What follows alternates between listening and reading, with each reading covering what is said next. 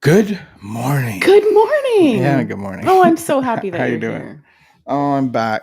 I think I just want to thank everybody for the thoughts, the messages, the prayers, the concern for my Bell's palsy condition. I think I'm at a 80% recovery rate. That's just my unprofessional assessment. What would your assessment be? Yeah, about that. Blinking, being Yeah. able to eat through a straw, drink through a straw, Yeah. all those things. All those, the little things that I've missed. Still a little lispy. How's your coffee today? Thanks for throwing like extra lispy. Thanks for throwing that in right then. Just a little lispy. Yeah, not Am terribly. I? Not I like can't you tell. were when it first started. I can't tell.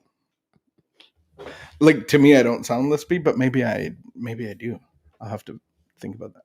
How's your coffee today? Terrible. It's the worst coffee ever. Why is your coffee terrible? I made it myself. Oh. You know what? I am not a professional barista, but I have done this education that, well, I didn't go to school, but YouTube is a great school. And so the first half of COVID, I educated myself to be able to serve you better. Thank you. So I apologize right now that you had to make that on your own, that you even had to feel like you had to make that on your own. Right. I will make you one after this video.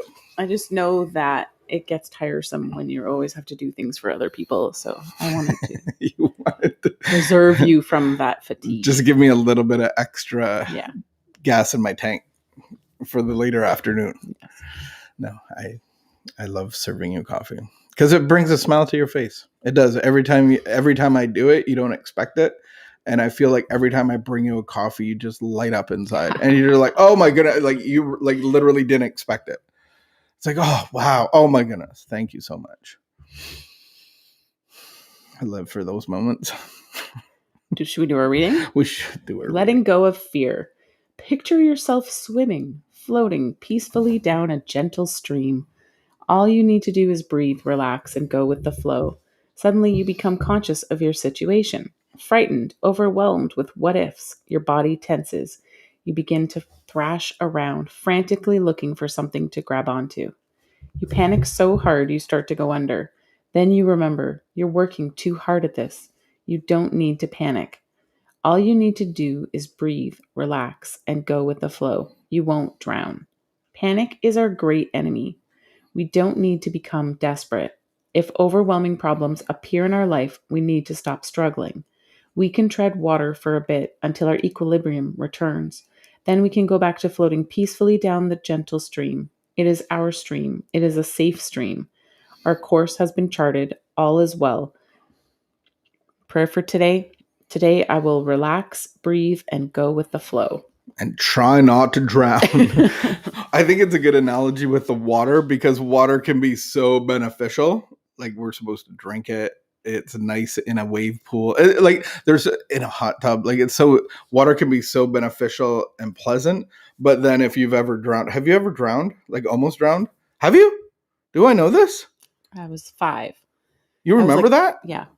Well, how close I actually came to drowning is probably debatable, but we were at a hotel and my parents were sitting on the side of the hotel pool and I was swimming. And I remember I went around the side of the pool, I think, like to see them because they were sitting by the deep end.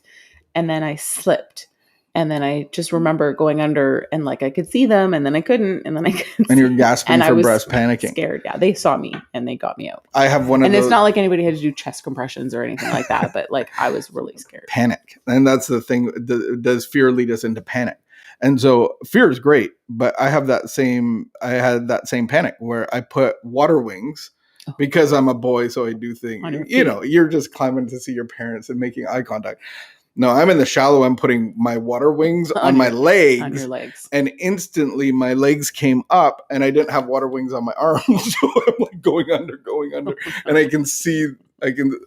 don't know how it ended, but apparently like I'm here. So, but I remember the panic and the coming up and going back down and going like, when is this going to end? So, but the scary thing is in this analogy is that actually drowning is very silent and you don't actually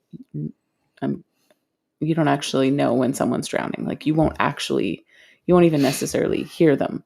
And I think that if you're using that as an analogy, It's an incredible analogy because people take their lives silently, and addiction takes our lives usually silently. And people drown in, they say, 2 inches of water in a bathtub. And so that's what's happening in COVID is like this fear. There is fear. Fear is a normal thing.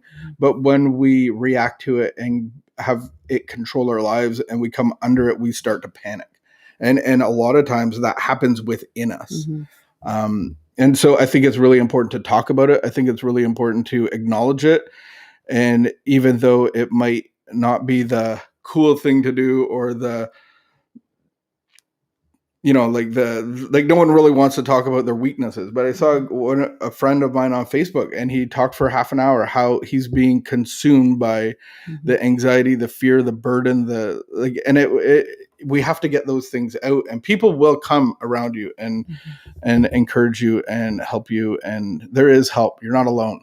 And so I think that's the big thing is that when we're in the panic part of it, we think that we're alone and we have to do everything ourselves. Yeah. One of my experiences was in early recovery, getting a sponsor. I didn't trust a man. I didn't trust somebody to go like, this is what we're going to do to get you recovered. Like, we're going to make a recipe. We're going to bake a cake. Like, I don't need somebody to do that with me.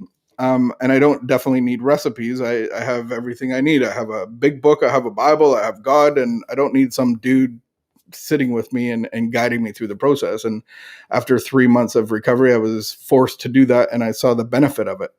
And so just like drowning, working in a rehab center and having guys with the same fear over and over again, I would say like, I don't think you can be consumed by it because, I would say like if you went on the Ottawa River and you fell through the ice, I've fallen through the ice.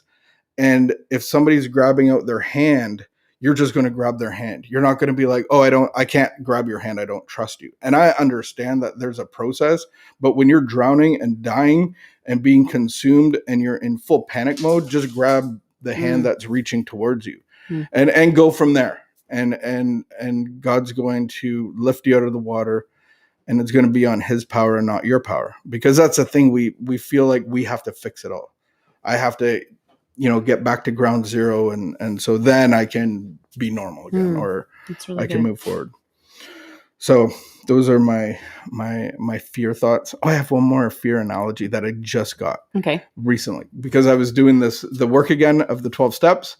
And I just, while we're doing this fear grid, it's kind of like this Plinko board. Remember the Plinko, and it always ends at the same spot. For me, it was like I leave God out of it. And so I have this fear of not getting my needs met, but my needs have to be met by God. And so what does that look like? That the analogy that I saw was that in a grocery store with mom, and I walk away and I go around the corner, but mom was always watching me, and I'm investigating everything, putting the water wings on my legs, and I get into the milk section and it's cold. And then I'm like, I've been gone for a while. Where's mom? And then I look up and it's all these strangers. And then I start to feel panicked, and then I start crying. And then mom's always been watching me because she cares and she's not going to let me get taken or hurt. But instantly I know that all of my needs are not getting met. And we all have those same needs. And as soon as I see mom, I put up the fat lip, but all of my needs are met in the presence of God. And so that's what fear is, this separation from God. And so we react in fear. We react in the panic and the anxiety. And so many times we just have to face God again and relieve us of the bondage of the fear. Yeah. Thanks for sharing that. Hey. Good thoughts for this Monday morning. Oh, Monday morning.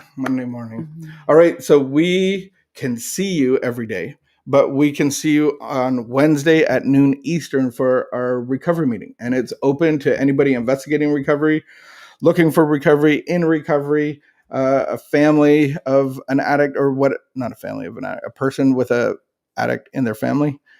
If you want answers or community or fellowship, just join us on Wednesday at noon. And all of our connections is in the social. I see the list, eh? All right. We will see you tomorrow. Have a great afternoon.